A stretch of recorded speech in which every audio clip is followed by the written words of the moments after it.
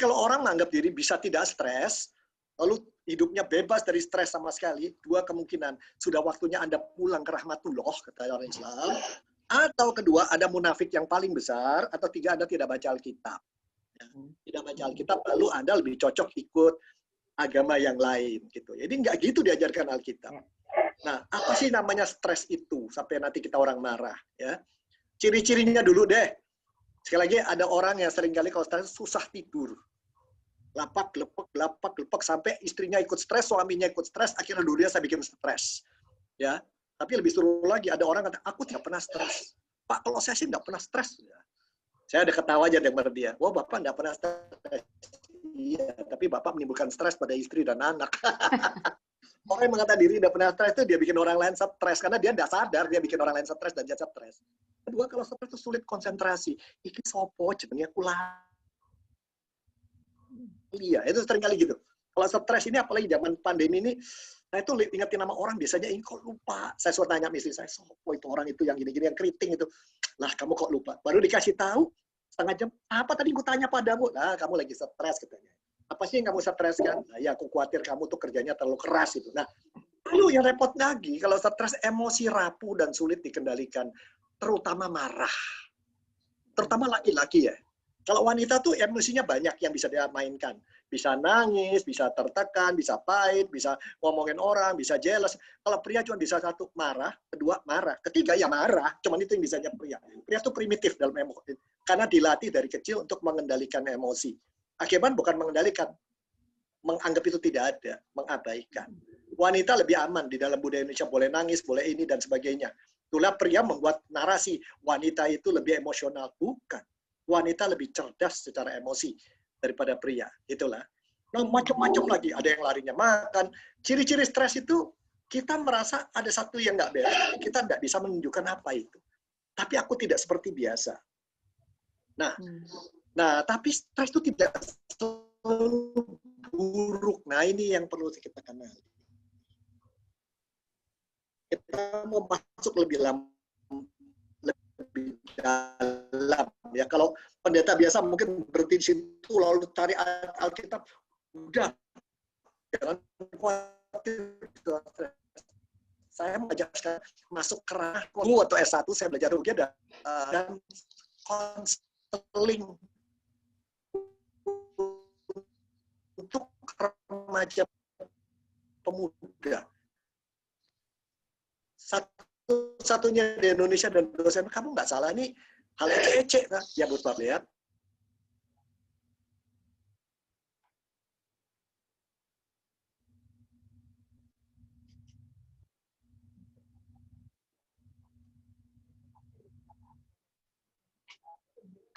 Mute, Pak, mute. Ya.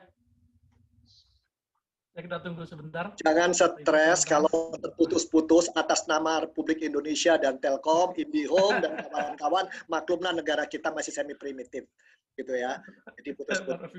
Jadi kembali ke soal stres itu, saya coba tayangkan kembali.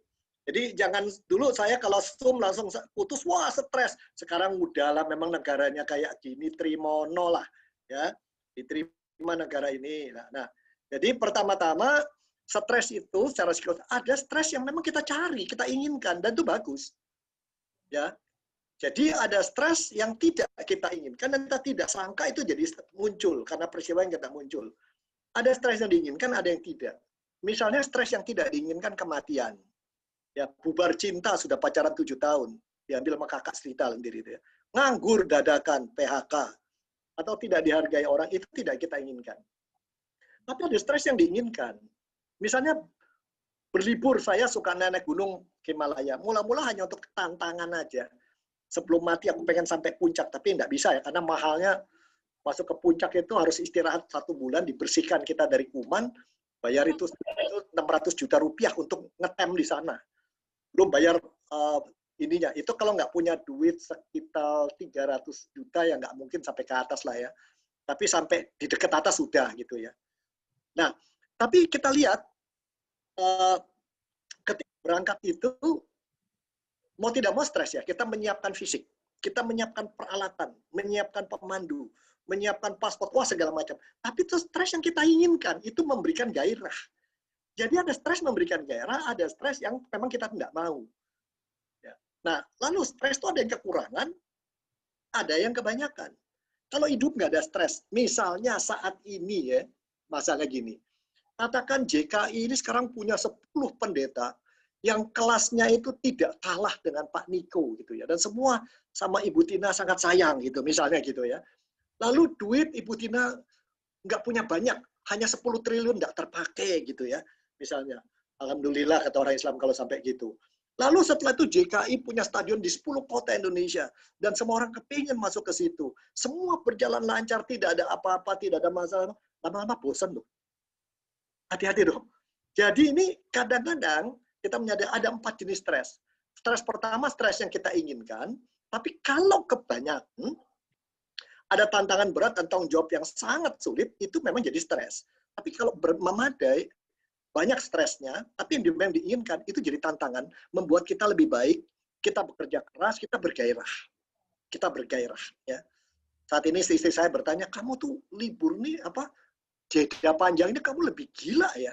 Kamu bikin tanaman pangan, ngambil dari petani, menolong petani dibawa kemari barangnya, kamu ngangkutin petinya, kita bungkus, jualan ke warga jemaat harga murah, untuk hamba-hamba Tuhan yang miskin kita kasih free, dan saya lihat gajimu pakai untuk sana banyak ya. Ya, tapi itu tantangan menarik, bagaimana menolong petani. Kita sebagai orang Kristen sudah dipercaya Tuhan, duit banyak, orang banyak, kita nggak mikirkan mereka loh. Kayak kita makan kubis satu, kita bayar ke Jakarta 15.000, kalau jual di restoran 30.000, orang restoran untung 15. Kita dapat mungkin sedikit, petani dapat 1.000. Ada ketidakadilan ini. Masa kita tidak peduli mereka? Nah itu tantangan yang menyenangkan. Ya, tetapi ada stres juga yang kita inginkan, tapi terlalu banyak kekurangan. Akhirnya nggak gairah dan bosan. Libur terlalu lama. Nah ini repot. Kita mau libur kelamaan. Mau pergi jalan-jalan ke Bali, sampai di Bali nggak bisa pulang. Diem di Bali. Hotel nggak usah bayar, makan dikasih, tapi lama-lama bosen kalau begitu. Nah ini repotnya. Tapi ada stres yang memang tidak inginkan. Dan itu banyak. Kematian, konflik, bubar cinta, gagal terus-menerus. Nah itu yang tidak kita inginkan. Itu bisa membuat kita down. Tapi juga ada stres yang tidak berat, tapi tidak kita inginkan. Nganggur misalnya. Atau datang tempat orang nggak dihargai, adalah baik, namanya butuh sebuah busur yang direntang. Sebagai busur yang direntang. Kalau tidak direntang, repot. Ya. Tapi kalau stresnya kebanyakan direntang terus, nanti kelenturannya hilang. Stres itu kayak celana dalam. Yang kalau direntang terus, kalinya kita pakai blorot. Nah, kenapa? Itu terlalu lama direntangkan. Dan ya ini jadi tidak semua stres itu jelek. Ini dulu kita pahami dari sudut kejiwaan. Itulah kita lihat punya stres itu dalam arti itu nggak salah. Jadi kelolalah agar mendapat stres pada tingkat yang masuk akal,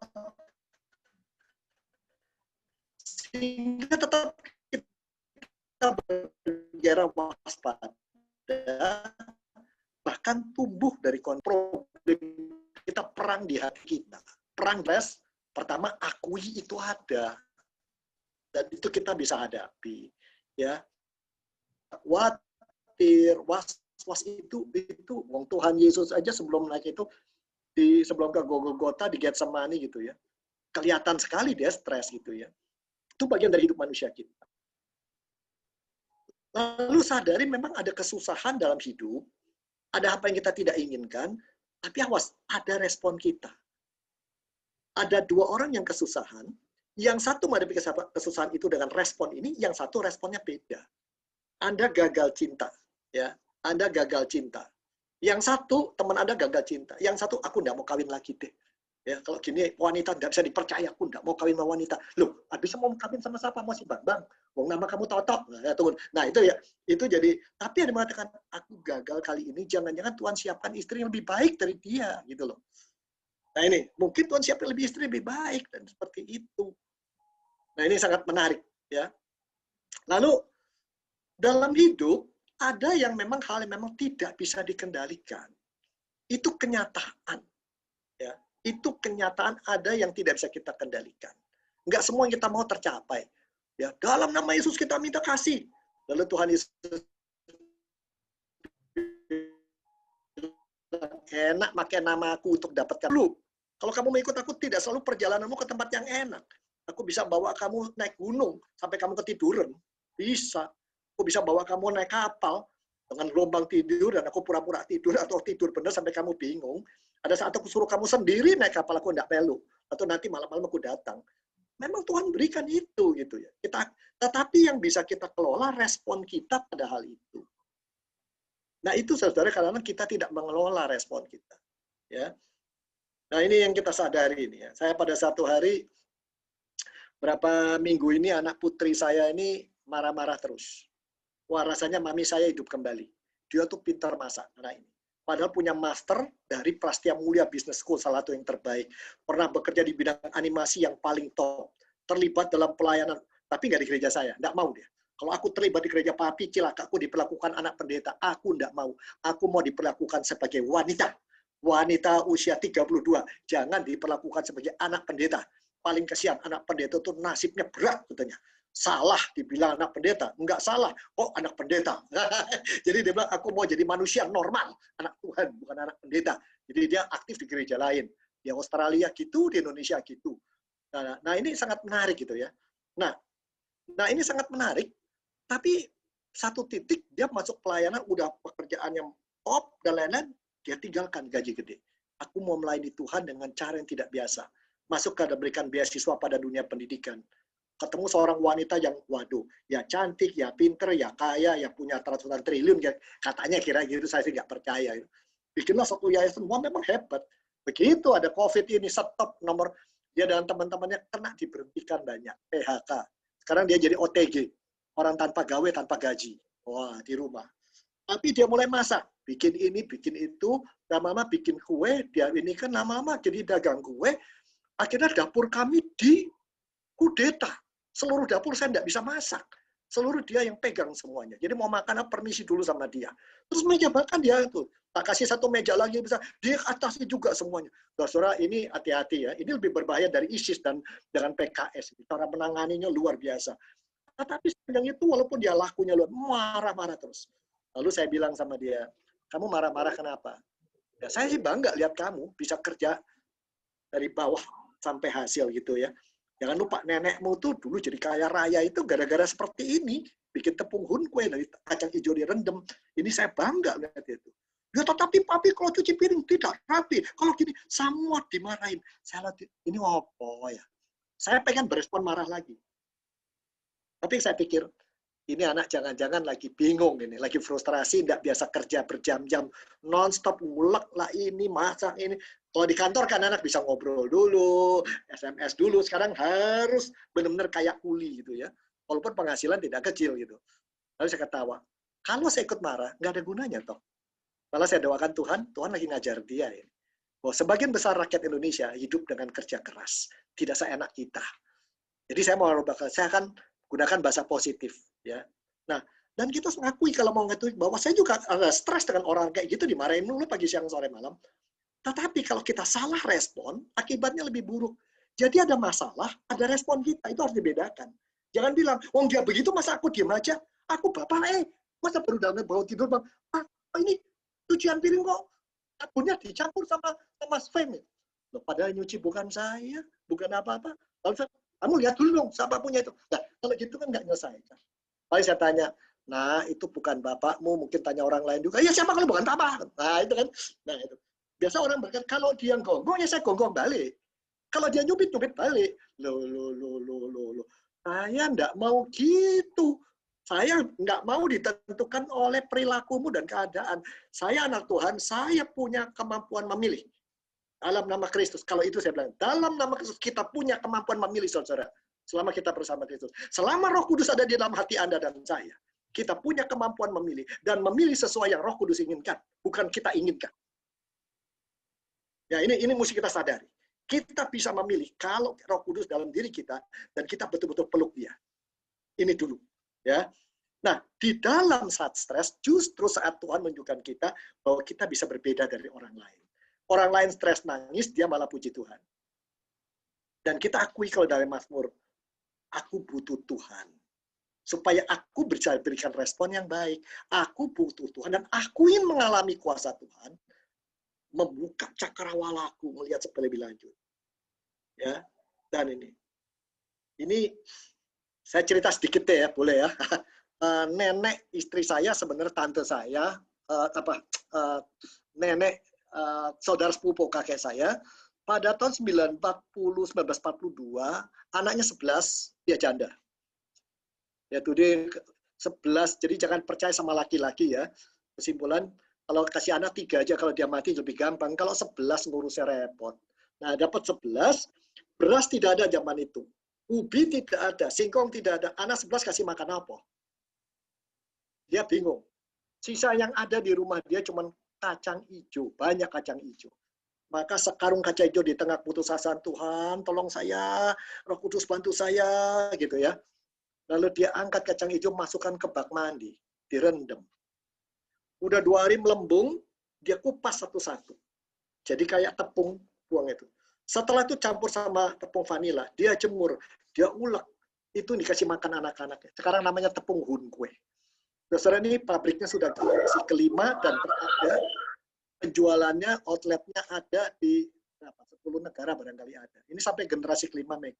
Dan dia katakan, justru kesusahan yang mestinya bikin stres adalah saat ruang Tuhan memberikan berkat dan mujizat.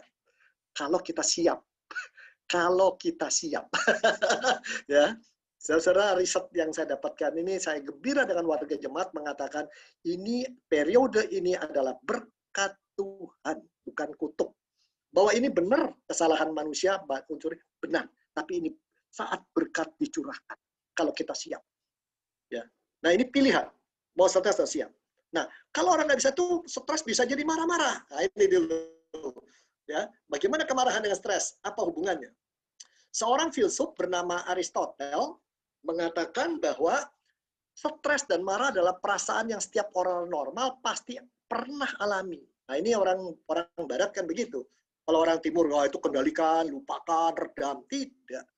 Setiap orang juga bisa marah. Itu mudah. Ya, kadang tidak semua orang dapat marah pada orang yang tepat, pada waktu yang tepat, dengan cara yang tepat, untuk tujuan yang tepat. Anda stres dengan pasangan hidup Anda, ya, atau Anda stres dengan anak Anda. Anda tidak bisa kendalikan, atau anak bikin pusing. Lalu ngomelnya sama sekretaris Anda. Bisa kan terjadian gitu, kita mesti ngelempar beban kita, sekretaris yang jadi korban. Bisa itu loh.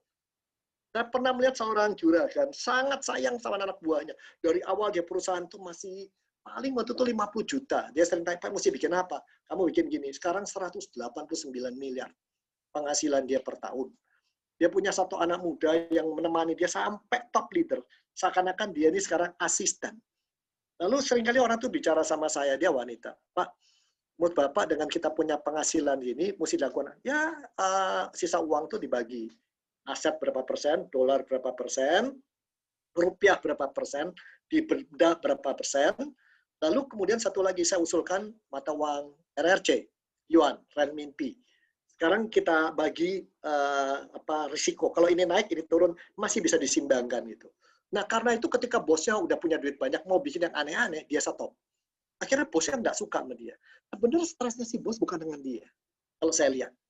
Stresnya si bos apa? Makin gede perusahaan, makin banyak pemborosan. Dan dia tidak bisa menemukan di mana salahnya. Saya sudah pernah bilang, salahmu. Salahnya di kamu. Kenapa? Orang yang terang bikin salah, kamu tidak hak hukum. Kalau aku tak pindahkan. Karena orang itu baik sama kamu. Sedangkan orang yang mulutnya tajam, ngomong itu, sebenarnya peduli dengan perusahaan kamu pinggirkan. Karena mulutnya nggak enak di kuping kamu. Tapi dia yang benar. Tapi satu hari, orang perempuan itu nanya, Pak, kalau kita kondisi kita tahan berapa tahun ya Pak, kalau sampai nggak ada penghasilan? Oke, saya bilang, katakan satu hari ada peraturan pemerintah, barang yang kamu jual tidak boleh masuk dari Indonesia, kamu ambil dari luar, tidak boleh diproduksi di sini. Berapa lama kamu masih bisa bayar gaji orang bertahan? Si bos kaget dengan ngomong, ya nggak mungkin terjadi lah. Paling kita hanya bisa bertahan 4 bulan. Saya bilang not good. Berarti Anda ngatur duit nggak benar. Saudara-saudara, ketika pandemi ini terjadi, Si wanita yang itu segera mengadakan beberapa penghematan yang memang harusnya dari dulu dilakukan. Pemborosan iklan yang enggak dibuang ini bosnya marah. Saudara, bulan lalu dia diberhentikan. Dan akibat dia diberhentikan, perusahaan itu kehilangan uang yang sangat besar. Justru anak buahnya sekarang hura-hura, buang ini. Wah, bingung. Terakhir saya katakan, ini deh, usulan saya. Pertama, jangan pecat orang. Nomor 2, lakukan ini, dia lakukan. Tapi saya bilang, tolong orang itu dibawa masuk kembali. Cuman justru orang yang baik itu, oleh orang-orang yang dekat si bos itu nggak mau. Karena dia menghalangi mereka bisa seenak-enaknya gitu. Kasihan sekali. Nah ini, si bos itu marah pada orang yang tidak tepat. Dia marah sama dirinya. Kenapa dia nggak bisa membuat, dia tahu tiap tahun tuh keluar duit 4 miliar terbuang yang enggak. Saya udah tunjukkan. Tapi dia nggak bisa. Marah sama dirinya sendiri, dia berkuasa banyak duit, kok nggak bisa mengendali anak buahnya. Jadi orang paling dekat ya sikap. Karena, kita bisa marah pada orang yang salah loh. Bisa marah pada anak kita, sama pacar kita, dimarahin mami kita, nggak tahan yang marah sama pacar kita. Kamu kayak mamiku yuk, loh. Atau pada istri, kamu seperti mamiku yuk, loh. Kok bisa gitu ya. Atau marah pada waktu yang nggak tepat. Orang itu patut dimarahi. Staf ini bikin salah mulu, patut dimarahi. Tapi pas dia lagi kena sakit berat, istrinya lagi bangkrut, utangnya setumpuk, dimarahi. Nah, itu marah waktu yang keliru. Atau dengan caranya nggak tergebrak meja. Atau marah dengan cara langsung surat berhenti gitu ya. Ini kemarin kejadian. Wah, itu langsung masuk ke lawyer. Itu guru besar Indonesia, orang punya gaji 2 tahun nggak dikasih surat berhenti. Wah, orang itu ngumpul rame-rame masuk ke ahli hukum. Udah jadi rame. Dan sekarang dia menghemat sekian rupiah, habis di pengadilan sekian. Nah, seringkali juga marah dengan tujuan tidak tepat. Yang tidak tepat itu marah untuk melampiaskan diri. Kita lihat sekali lagi, saat untuk marah dan stres itu kenyataan ada. Tapi itu momen untuk kita menunjukkan kita beda sama orang lain. Kita pengikut Tuhan atau pengikut yang lain. Orang lain sudah marah, sudah stres, kita bisa lihat ya. Justru pada saat ini Roh Kudus sedang ngajari aku sekali. Doa itu Tuhan tolong saya, tolong ini, tolong rubah. Doa itu bukan mengubah orang, bukan merubah Tuhan, bukan merubah keadaan. Seringkali bukan itu. Doa harus pertama-tama, Tuhan, Engkau adalah begitu baik, aku bersyukur, Engkau Allahku, aku menyembah Engkau, tapi sekarang saat ini Tuhan, dengan semua kebutuhanku, tunjukkan apa yang harus kuubah, supaya aku semakin kentara sebagai pengikut dan anakmu yang sejati. Bukan anakmu yang asal jadi. Di gereja itu ada 3 jenis manusia. Yang pertama namanya crowd. Crowd itu adalah sekumpulan manusia yang ada di gereja. Kalau perlu ada di gereja, dapat sesuatu dari gereja, dapat kesenangan, dapat pacar, dapat ini, dapat itu. Tapi kalau disuruh memberi sesuatu ke gereja, kemudian keadaan gak enak, check out. Yang kedua namanya congregation. Itu orang yang sungguh-sungguh, ini punyaku, aku bagian dari ini, aku berkorban mau gitu. Tapi dia tidak mau bertumbuh. Ikut program mau, melakukan tapi tidak mau berubah. Karakter nggak berubah. Kemampuan kerja nggak berubah. Komitmen nggak berubah. Kepedulian sama orang luar nggak berubah. Tapi yang ketiga, yang disebut core disciple. Murid Tuhan, pengikut Tuhan sejati. Dia terus berubah. Dan kebahagiaan dia adalah kalau gerejanya dan dirinya banyak meninggalkan bekas-bekas kasih di tempat hidup orang lain. Bukan dirinya dikenali. Nah ini menarik. Ya, jadi justru timing ketika ada stres dan kemarahan, itu bisa membedakan orang itu masuk yang mana. Nah ini dulu ya. Nah, dalam firman Tuhan dikatakan, nah ini, Pak, kata Bapak marah itu oke ya? Kan Alkitab mengatakan, kamu mendengar yang difirmankan pada nenek moyang, jangan membunuh, siapa yang membunuh akan dihukum, bla bla bla. Tapi aku berkata padamu, itu kata Tuhan Yesus. Siapa seorang yang, nah sudah tahu kan, marah pada saudaranya, bla bla bla. Kan kalau dilihat ayat ini, kita tidak boleh marah toh. Tunggu dulu, jangan baca sepotong, sehingga mengertinya gitu. Arti ayat ini adalah bukan nggak boleh marah. Ayat itu bicara kemarahan dalam rangka yang lebih besar lagi. Ya, kalau marah dilampiaskan katakan orang kafir, jahil. Di sini diajarkan ayat ini, kalau kamu marah itu ada konsekuensinya. Bahkan kemarahan bisa setara pembunuhan. Yaitu apa kalau orang mau bunuh orang? Nganggap orang itu nggak bernilai, bukan milik Tuhan, sehingga panas dikorbankan. Itu yang dimaksud sama cerita ini. Buktinya dari mana, Pak? Lihat Markus 10 ayat 13. Ada anak kecil dibawa pada Tuhan Yesus supaya dia menjamah mereka, tapi murid-muridnya memarahi orang, guru lagi tidur. Dia udah capek, dari pagian udah KKR, Tuhan sudah menyembuhkan orang, kamu ganggu lihat anak kecil kan nggak berharga. Ketika melihat itu Tuhan Yesus marah. Tuhan aja bisa marah. Biarkan anak itu datang padaku, jangan menghalangi mereka. Karena mereka lah orang yang punya kerajaan Allah. Tuhan Yesus saja boleh dan bisa marah. Marah bukan hal buruk, saudara. Tapi marah untuk urusan apa, marahnya kapan, di mana, dan apa yang mau dicapai dengan kemarahan itu. Tuhan Yesus mau mencapai mendidik orang-orang ini, orang yang dianggap cilik, wong cilik pun berguna. Buat Tuhan itu penting. Marahnya itu di mana? Di saat itu, tinggal nunggu berapa hari lagi. Ya. Dan apa yang mau dicapai, supaya mereka tahu, belajar sesuatu. Dari kemarahan bisa ada berkat. Ya. Nah, penyebab kemarahan dulu. Kenapa sih kita seringkali marah? Dan ini salah satu penyebab marah yang berbahaya. Seringkali kita punya luka di masa lalu. Saya datang dari keluarga yang lumayan lah ya. Dulu ayah saya pernah top, pernah jatuh, pernah kenyang lah. 30 sekian kali pindah rumah. Ayah saya pernah punya mobil tuh sampai 7 apa 9. Kerjasama dengan Sri Hamengkubuwono ke-10 apa berapa. Punya real estate ini, punya macam-macam lah. Tapi pernah juga habis, makan aja susah. Ibu saya yang harus hidup dan lain-lain. Nah, di tengah itu, pada saat-saat itu ada orang-orang yang kaya, saudara-saudara yang ngata-ngatain dulu.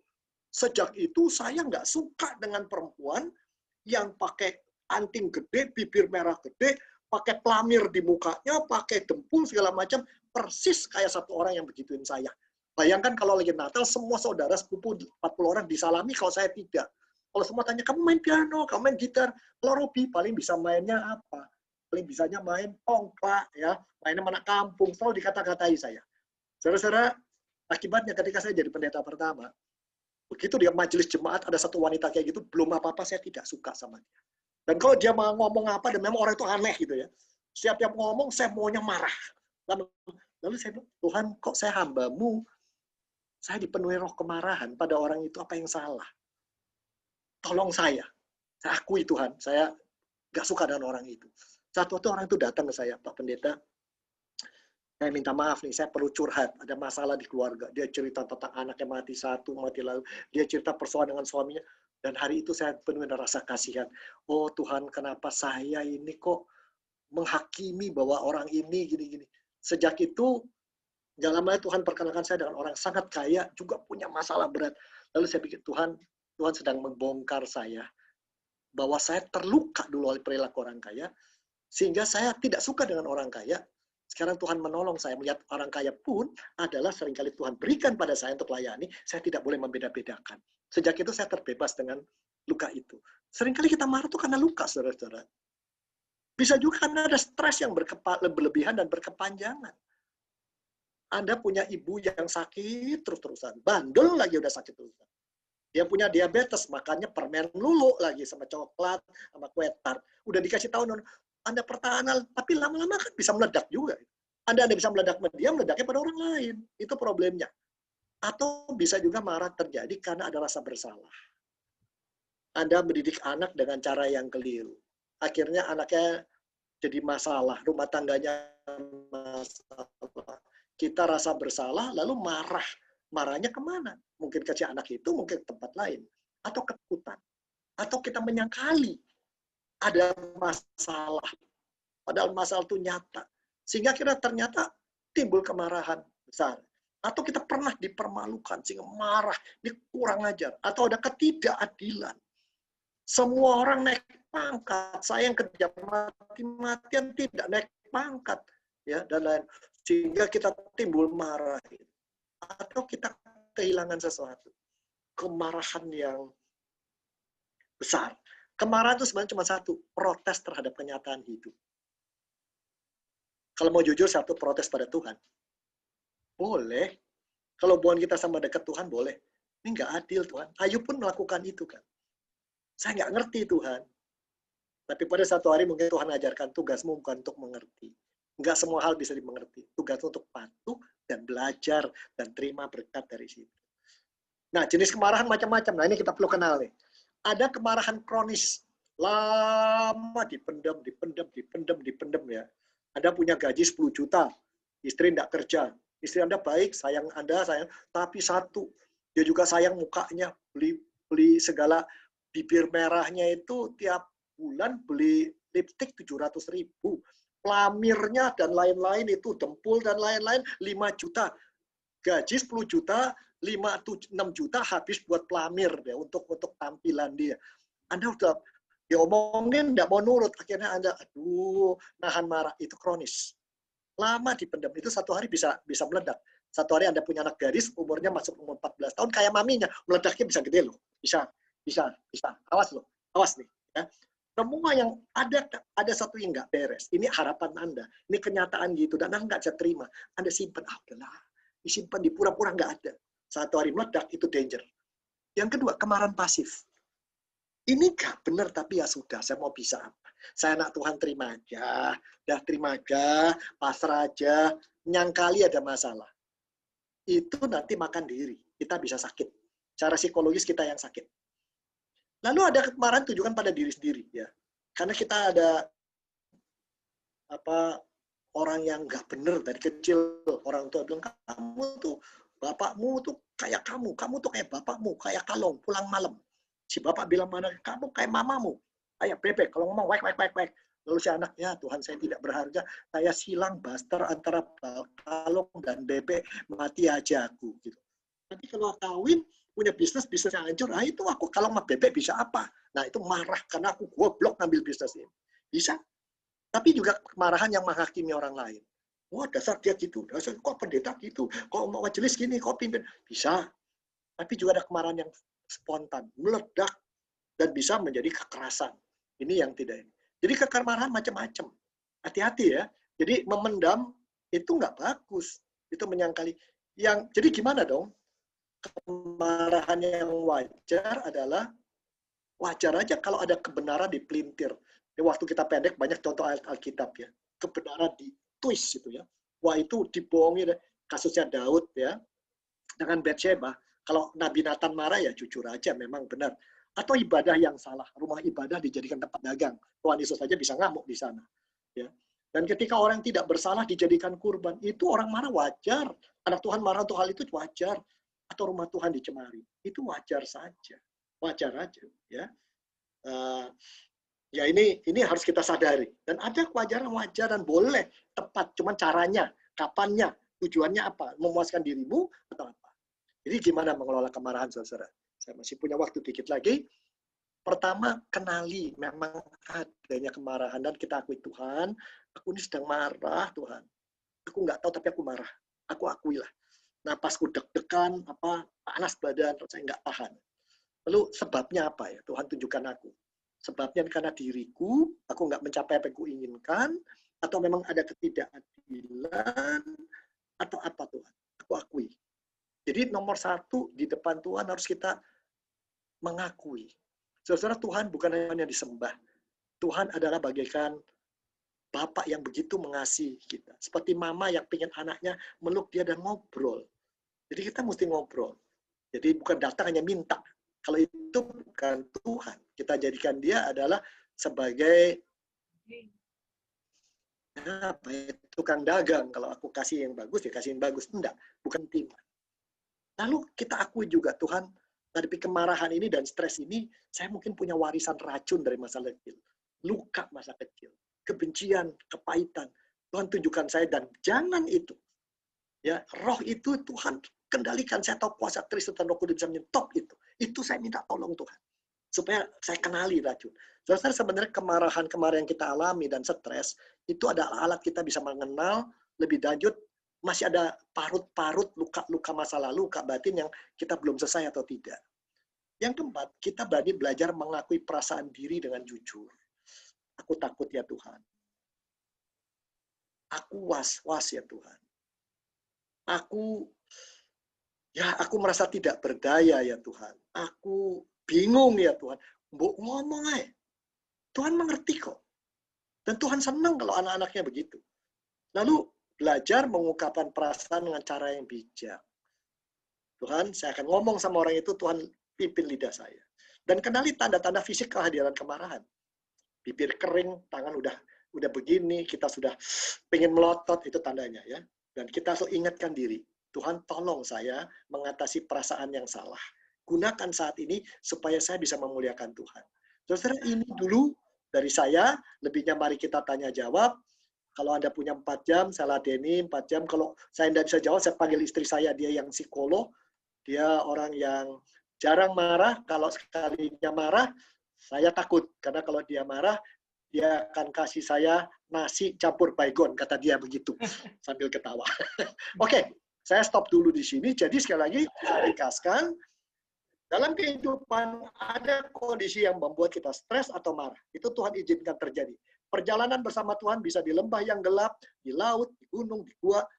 Tetapi yang bisa kita atur adalah minta tolong Tuhan, mengakui kita itu ada, lalu kita biasa takut, saya bingung, Tuhan tolong saya itu bisa berespon dengan tepat. Dari saya situ dulu, silakan tanya jawab. Terima kasih, Pak Christian, saya kembalikan pada Anda. Ya, terima kasih Pak Robi Chandra, luar biasa. Terima kasih Pak atas sumbernya tentang anger management. Ini udah ada pertanyaan Pak Robi dari Pak Pedrik ya. Beliau menanyakan, besi menajamkan besi, manusia menajamkan sesama. Yang ingin saya tanyakan, terlalu tajam kepada sesama mengakibatkan kebencian, dan marahnya tidak punya data otentik, kata orang. Dan marahnya bisa milih-milih sesuai kesukaannya. Apakah orang tersebut kesurupan setan, Pak? Nah, pertanyaannya itu, Pak Robi. Pertama-tama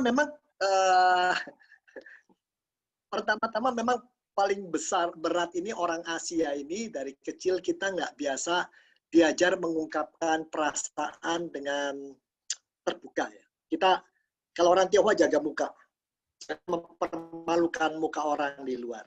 Nah itu biasanya gitu. Jadi jangan menunjukkan kelemahan orang.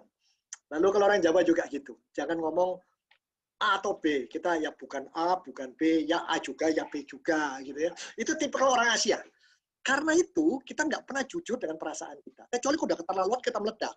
Nah akibatnya kalau orang sampai begini, ya, jadi pertama-tama kesalahan orang nggak bisa marah dengan benar karena tidak bisa membedakan antara data alias informasi dengan persepsi. Apa yang nyata dengan penangkapan kita tentang itu kita campur. Jadi kalau kita mau jadi orang Kristen beda dari orang lain, saya punya seorang teman gitu, semua orang sudah marah ini, tunggu dulu, datanya apa? Siapa yang merusak ini? Siapa yang menyebabkan benar dia atau bukan? Jadi nomor satu untuk mengendalikan marah, kita belajar untuk nangkep dulu faktanya apa gitu ya.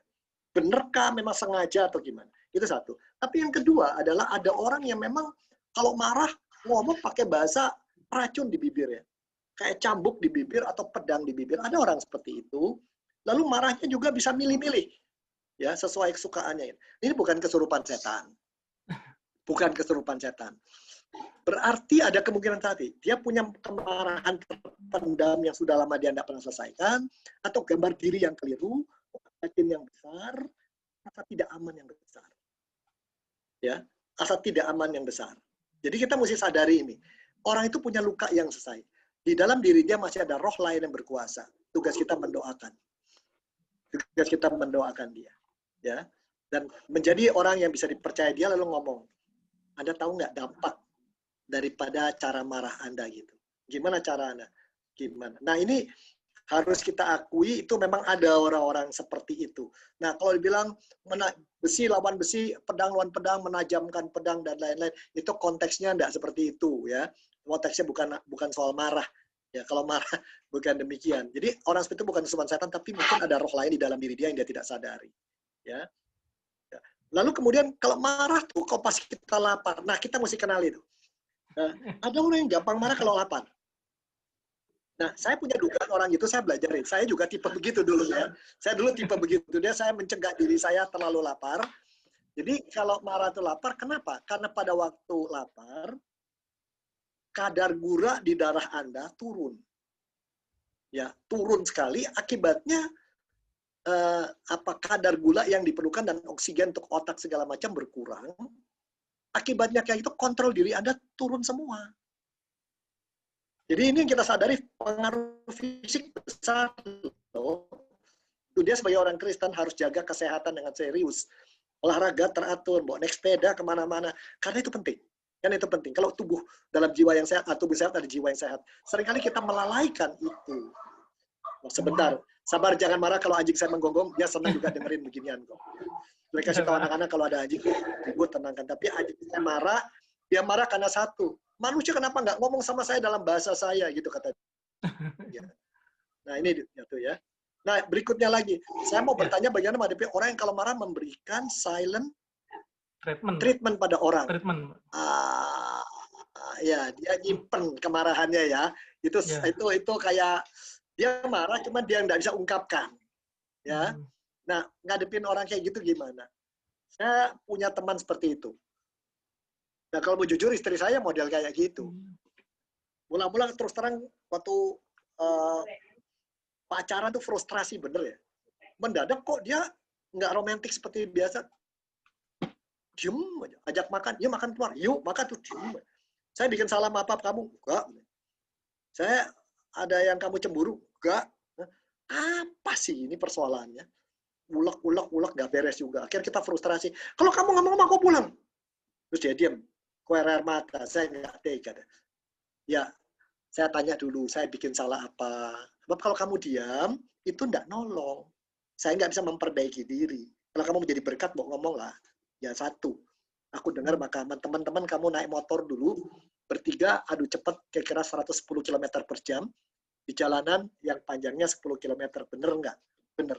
Kamu tahu kalau kamu kecelakaan. Kalau kamu mati, itu masih gampang. Kalau mati nggak ini cacat, seumur hidup kan harus jadi babysitter orang cacat.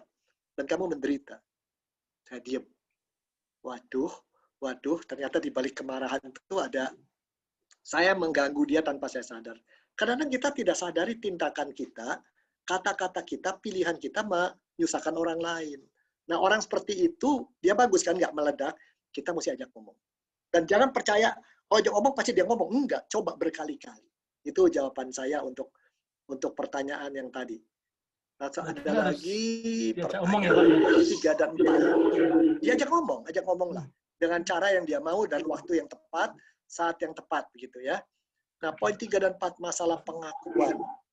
Warisan racun dan pengakuan. Masalah pengakuan, apa kita perlu pengakuan pada seorang atau cukup pengakuan di depan Tuhan?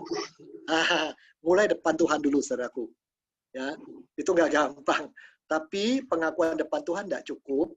Pada akhirnya harus di depan satu orang yang Anda bisa percaya. Kalau boleh orang jangan di gereja kita sendiri, karena gosip di gereja kita namanya, kalau gereja kan, kalau GKI, GKJ, GKY itu kan singkatan, di depannya gosip kan. Gosip kekristenan Indonesia, gosip kekristenan Jawa, gosip kekristenan Yesus katanya. Gereja kan sumber gosip itu kan, udah nyata lah. Ya, saya yakin kalau JKI enggak ya, GKI sih enggak. Paling-paling, oh Kristen udah dengar belum? Itu toh. Ya, Bu Tina udah dengar belum? Biasanya gitu kan. Nah, jadi kalau ada gitu sebaiknya ngaku saja depan seorang teman. Saya punya teman, partner saya di Solo. Kalau saya udah budek, udah bingung, saya terbang ngomong, waduh aku bingung. Kenapa? Ya aku marah sama dia. Aku coba selesaikan sama Tuhan kok nggak selesai.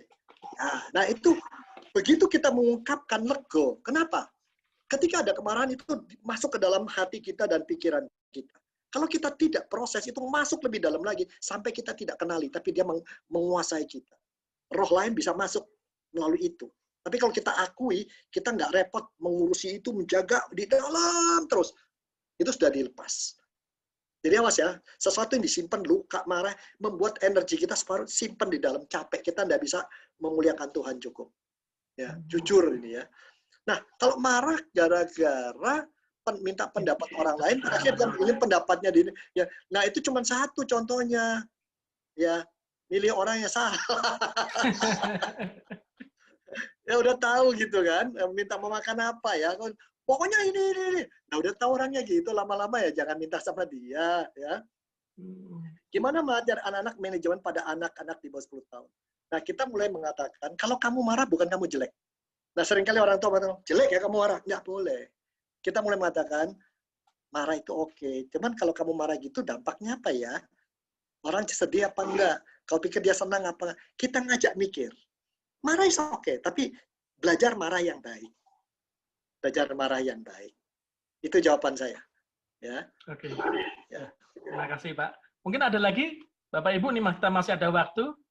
Anda silahkan present kalau mau bertanya. Nanti video dinyalakan. Bu Ruth ya. Ya. Sebentar, Bu Ruth dulu, silahkan. Mohon host bisa Unmute. unmute host. Minta tolong host.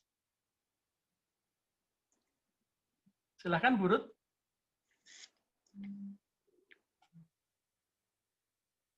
Host, mohon bantuannya bisa menyorot Ibu Ruth.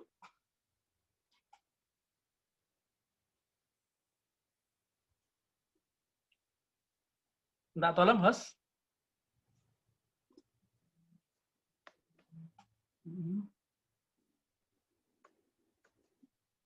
Oke, sambil menunggu Pak, mungkin ada pertanyaan yang di chat itu Pak.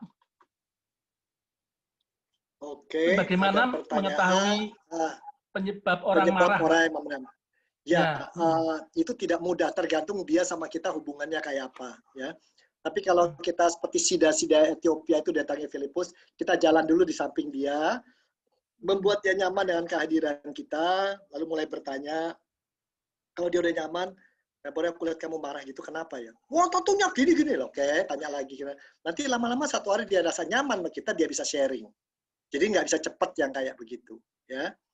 Nah, tapi ada pertanyaan dulu. Jadi butuh waktu untuk kenal orang. Nah, ada pertanyaan, jangan kamu marah sampai matahari dan dendam. Ya, berapa lama menyimpan kemarahan dan tetap dalam kondisi baik? ini menarik ya, hitungannya berapa jam, berapa hari. Yang dimaksud dengan kata jangan kamu marah sampai matahari terbenam, artinya marahan itu jangan kamu simpen ke dalam alam bawah sadar kamu sampai akhirnya problem itu jadi problemmu. Ya. Jadi seringkali gini, ada orang bikin salah, kita marah itu wajar. Tapi ada masalah, orang itu bikin salah, ya marah wajar. Katakan kemarah wajar. Lalu kita simpenan di dalam diri itu lama-lama menguasai diri kita. Jadi berapa lama seperti itu? Ya tergantung secepatnya bisa selesaikan lebih baik. Tergantung kondisinya, marahnya soal apa. Jangan kamu simpen kemarahan terlalu lama, sampai itu akhirnya kamu tidak sadari menguasai dirimu. Manusia itu secara psikologis ada alam sadar yang kita hafal. Misalnya nomor HP Anda ada sadar. Tapi kalau tanya nomor HP Anda yang 4 tahun lalu mungkin nggak apa, tapi mungkin ada di alam sadar. Dulu ada simpan, cuma nggak ingat.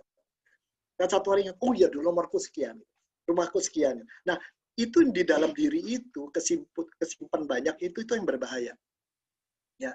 Itu yang berbahaya, itu yang kita mesti kenali apa yang di dalam itu, di dalam gudang di bawah itu. Nah, kira-kira itu yang tadi Ibu Ruth ini ada pertanyaan lagi Pak. Dapat kesempatan. Pertanyaan titipan nih Pak Robi. Ya, ini ada yang tanya, stres kemarahan itu bisa timbulkan penyakit, nah seperti penyakit jantung dan sebagainya. Apakah benar itu Pak katanya?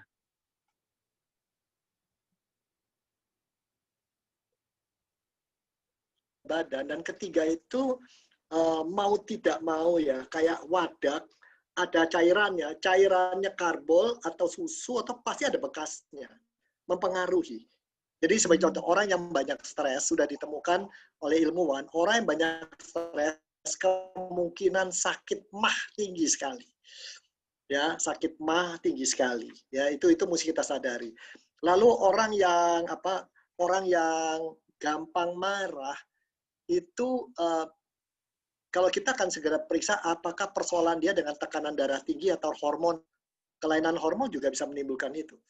Bahkan penemuan terbaru orang yang suka bunuh diri, kecenderungan bunuh diri, ternyata bisa karena psikologis, bisa karena roh jahat, tapi bisa juga karena ada sesuatu di hormon dia, kalau diseimbangkan akan bisa ditangani. Kira-kira demikian. Jadi mau tidak mau kemarahan kebanyakan itu bisa punya dampak buat kita. Tapi nggak marah juga bisa punya dampak. Tuhan inginkan itu dikelola dengan baik. Tuhan berikan itu buat jadi kita berlatih, belajar, lebih mengenali kasih sayang Tuhan. Ya. Jadi Tuhan Yesus itu tidak bisa marah loh. Pohon ara aja dimarahin Tuhan Yesus gitu ya. Badai aja dimarahin kok. Badai dimarahin ya. Tenang lah gitu. Diam langsung badai gitu ya. Ya, dan lain-lain ya. Ada lagi? Ya. Intinya kesimpulan kita juga harus marah ya Pak, tapi dalam skala tertentu ya Pak Robi ya. Caranya, kapan waktunya, apa yang mau dituju dengan kemarahan. Kita harus ingat, kalau saya marah dampaknya apa. Ya, tapi kalau dimarah nanti nggak ada gunanya, lebih nggak usah marah di situ, marah di tempat lain aja gitu. Itu mana? Kalau saya salah satu, saya buka kartu dah. Kenapa dulu tuh saya melayani seringkali saya kadang-kadang kalau udah nggak tahan setahun sekali naik gunung. Karena saya nggak tahan dengan atasan saya, dengan atasan saya dan beberapa teman-teman, ya, dengan teman-teman yang aduh kok begini kerjanya. Cuman saya udah omong sampai saya marah nggak ngerti juga ya sudahlah saya mesti take out dulu dari dunia bersama Tuhan jalan di atas gunung. Berdua bertiga aja mikir, berdoa, dan moga-moga Tuhan memberikan saya hati lebih besar untuk menerima ketidaksempurnaan teman-teman, karena saya juga tidak sempurna. Saya jangan hanya menuntut orang lain, saya mesti belajar untuk bisa menerima bahwa nggak semua orang sama pikirannya, gitu. Berikan ruang untuk itu. Pelampiasan itu Pak ya, berarti ya Pak ya, Okay. kemarahan ya. Oke, Bapak Ibu ini masih ada waktu sedikit. Oh, kalau iya, Bapak Ibu ada yang mau bertanya, ya. Masih ada waktu, Bapak Ibu teman-teman semua. Kalau ada yang mau bertanya, silahkan. Anda bisa chat atau Anda unmute untuk Anda bicara. Silahkan. Masih ada berapa menit ini untuk kita tanya jawab supaya nanti setelah acara nggak ada yang marah-marah. Kalau gini satu lagi, saja. Oh, ini ada tanya lagi, Pak. Oh, ini ada pertanyaan ini, dari Siska. Ada pertanyaan, Pak. Saya bacakan, Pak. Nah, ini ada orang yang membuat kita marah, ya, salah paham. Saya disalahkan, banyak beri informasi, saya jengkel dan mendadak dia masa didiamkan tapi tidak ada yang minta maaf, lama-lama turut akhirnya komunikasi lagi. Nah, boleh nggak kembali itu? Ya kalau itu terjadi aman ya oke, tapi percaya nanti bisa terjadi lagi, dia lakukan lagi karena dia mungkin tidak tahu salahnya. Dia tidak tahu bahwa itu mengganggu Anda. Dan Anda jadi memendam, lama-lama sekali marah bisa terima, kedua kali terima, 4 kali meledak. Ini kamu memang sengaja nyusahkan saya. Akhirnya kita jujur aja, apa salahnya sih ngomong? Kamu kan teman saya pengen ngomong bentar. Saya melakukan ini, ya. Tapi kok you menyalahkan saya? Mari kita selesaikan. Jadi jangan tunggu besar masalahnya. Selesaikan sekecil-kecil mungkin gitu ya. Jadi marah seperti apa ya? Seperti tadi. Nah, kalau marah itu harus di bait suci melempar-lempar, boleh dilakukan apa enggak? Dalam saat seperti apa? Boleh kalau ada bait Allahnya. Kalau ada bait Allahnya di sini boleh aja kalau gitu ya. Kalau misalnya JKI jualan saham di situ atau apa-apa ya Anda mau marah boleh. Tapi poinnya begini. Waktu itu yang dilakukan Tuhan Yesus ceritanya adalah menunjukkan kalau tempat yang kudus bagi Tuhan dicemarkan, ya, anak Allah menunjukkan dia tidak takut. Kekuasaan agama, kekuasaan negara tidak boleh menghentikan kesucian Tuhan hadir di sana. Jadi tidak kompromi. Itu menggambarkan cerita itu. Tapi bukan yang kalau gitu saya boleh lempar-lempar gitu. Tunggu dulu. Bukan itu yang dimaksud dari cerita itu. Firman Tuhan harus mengertinya. Maksudnya adalah kita memang untuk kesucian Tuhan kita berani mengatakan ini salah. Ini tidak bisa. Walaupun semua ahli Taurat, ahli Farisi, orang sudah biasa gitu, saya berbeda, enggak apa-apa. Gitu, saudara ya. Nah, poin saya adalah, saya usulkan begini. Dalam pekerjaan kita melayani Tuhan, bersama saudara jemaat yang besar, tidak selalu apa yang kita kerjakan cocok di hati orang, dan tidak selalu apa yang orang kerjakan di dalam pelayanan cocok hati kita. Jangan itu tunggu sampai besar. Sebelum besar kita ngomong. Ini saya ada kesulitan.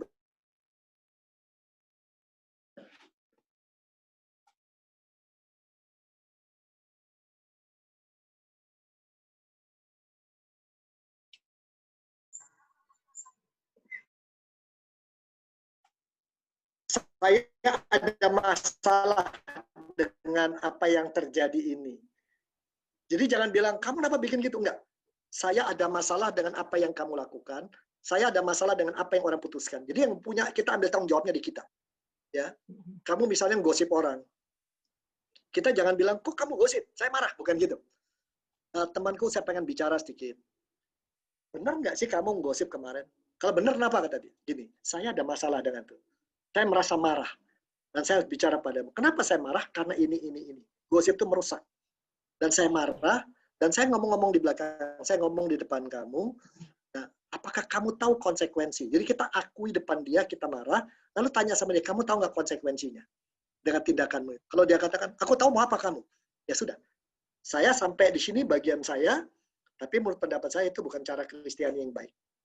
Tapi kamu harus pikirkan. Saya akan doakan. Tapi saya harus mengungkapkan bahwa saya terganggu dengan itu.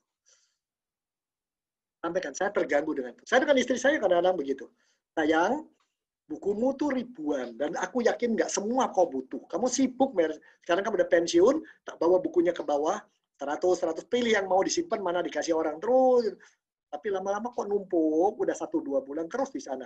Akhirnya saya bilang, sayang, aku nggak marah. Aku terganggu dengan tumpuan barang itu.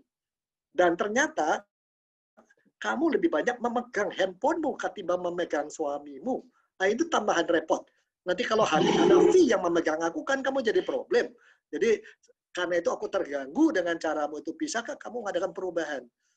Dia bilang, tuwek masih romantis. Nah, saya nggak marah dengan itu. Dan saya pikir romantis dan tuwek tidak ada hubungannya. Gitu kan, itu tua. Dan Sarah pun masih bisa menghasilkan siapa itu anak-anaknya Ishak itu ya saya bilang. Jadi saya bercanda sama dia. Jadi sekali kita harus bisa mengungkapkan marah, jangan disimpan, simpen meledak nanti, ya. Oke. Ini ada beberapa pertanyaan lagi Pak di chatnya. Ya. Yang saya sudah jelaskan secara detail. Nah, kalau ada, saya jelaskan secara detail, malah dia nambah emosi ke saya cuma diam. Coba dicek dulu. Tanya sama dia, kenapa dia nganggap kasusnya selesai? Bisa jadi dia salah, bisa jadi kita yang salah. Samakan dulu kenyataannya. Bisa salahnya di kita, bisa salah di dia. Jadi jangan kita memutlakkan diri dalam kemarahan. Ya, buat kita lakukan yang terbenar, tapi di mata orang lain belum tentu loh. Di mata Tuhan belum tentu. Menghadapi kemarahan dan kekecewaan ada saat untuk kita merefleksikan diri. Yang absolut cuma Tuhan, yang mutlak. Nah, kalau sering dicari-cari kesalahan saya, sehingga tetap disalahkan, akhirnya saya ngalah dan diam, lama-lama malas. Nah, jadi ada pilihan memang, kalau ketemu orang anjing gila dan orang gila, ya memang nggak usah. Jadi kalau memang sudah definite, semua orang mengatakan orang itu punya masalah, dia punya luka yang belum selesai, dia mungkin tiap hari dipukuli suaminya, jadi marah-marah di kantor, dan kita sudah tahu semua, ya kita bisa pilihan, ya sudahlah. Nanti cari waktu yang tepat ngomong, kamu tahu nggak konsekuensimu apa? Jadi biasakan kalau kita di gereja, apapun kita lakukan, kita tanya sama teman, kamu sadar nggak konsekuensinya apa? Kamu sadar nggak konsekuensinya apa? Kamu sadar nggak? Nggak selalu orang-orang mau mengaku tapi sabar. Belum selesai. Kita pun mesti tanya diri kita, konsekuensinya apa ya kalau aku lakukan ini? Kita sebagai orang Kristen harus terus-menerus, kita harus jadi garam dan terang. Setiap itu kita akan bertanya pada diri, apakah saya lakukan ini, saya jadi garam, jadi terang, atau saya jadi racun dan duri. Itu kita harus tanyakan. Kita harus bertanya itu. Sehingga kematangan kita muncul. Sepanjang jalan juga kadang-kadang Tuhan bawa saya tempat yang susah, kita harus tanya, Tuhan, ini konsekuensinya apa ya kalau kayak menolak Tuhan? Kalau ini ya. Jadi memang saudara-saudara, perjalanan sama Tuhan itu membuat kita terus berubah. Terus diubah. Sehingga makin lama mungkin makin toleran ya. Makin toleran. Ada orang yang maki-maki kita, mengata-ngatai kita depan umum. Kalau dulu kita marah, sekarang kita ketawa. Ya, saya pernah mengalami itu. Wah, dimaki-maki, dihina depan 70 orang. Dan saya pikir, padahal itu yang diangkat masalahnya bukan salah saya. Itu keputusan pimpinan saya waktu itu. Pilihan saya dua, membela diri ini bukan salah saya. Tindakan ini, program ini dilakukan karena perintah dari situ. Tapi yang dihantam kan pimpinan saya. Pilihan kedua ada, Tuhan, apakah ini waktu saya belajar pasang badan, istilahnya. Lalu saya katakan depan orang, saudara-saudara, saya minta maaf kalau saya menimbulkan dampak, Anda sampai marah begitu. Saya betul-betul minta maaf. Bukan rencana saya, bukan keinginan saya menghasilkan itu. Saya menangkapnya ini harus kita lakukan, saya menangkapnya ini pilihan terbaik. Jadi kalau saya salah, tolong dikoreksi. Tidak ada apa-apa. Di samping ujung sekretarisnya nangis. Sebab dia tahu saya yang perintahnya dari mana. Dan ini, tetapi ketika saya pulang, teman saya, kenapa lo nggak buka aja kenyataan sebenarnya? Tuh dulu. Kalau dalam satu struktur besar, ada keputusan salah, kita pelaksana. Lalu kita bilang, nggak tahu yang di atas yang salah.